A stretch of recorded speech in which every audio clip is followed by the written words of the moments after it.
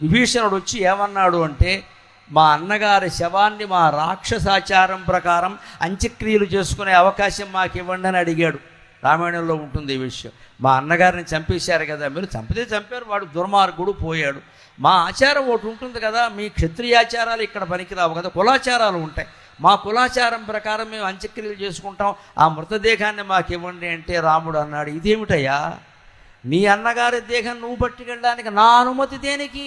నేను ఆ పండితుడిని చంపినందుకే బాధపడుతున్నానయ్యా అన్నాడు రామచంద్రమూర్తి.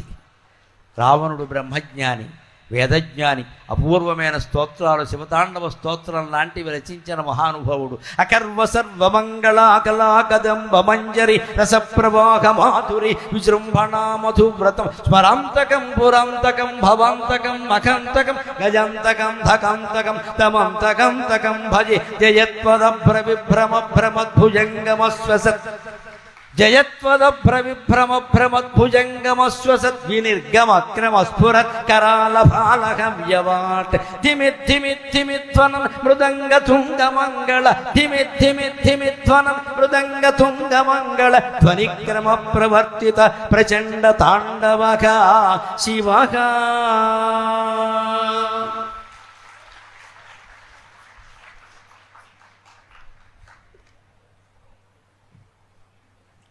ఇంత పాండిత్యం ఉన్నవాడు పరస్త్రీని కామించాడు. పండితుడైనంత మాత్రాన తప్పు చెయ్యడు అనుకోవడం పొరపాటు. జ్ఞాని వేరు, పండితుడు వేరు.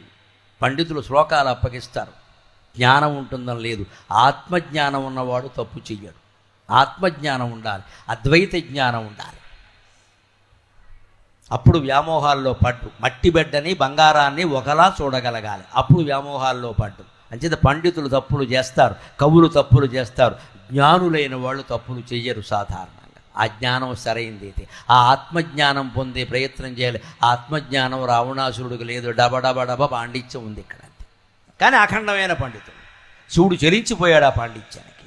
మీరు చెలించిపోలేదా? ఎవరైనా చెలిస్తారు. అందుకని రాముడు ఏమన్నాడు, ఇంత పండితుడయ్యా, ఈ స్తోత్రం నేను రాయగలనా? నేను రాయలేను. అటువంటి వాడిని చంపినందుకే నేను బాధపడుతుంటే శవాన్ని ఇమ్మని అడుగుతామేమిటయ్యా, శవాన్ని నేనేం చేసుకుంటానని రాముడు జాతి పులకించిపోయే మాట చెప్పాడమ్మా.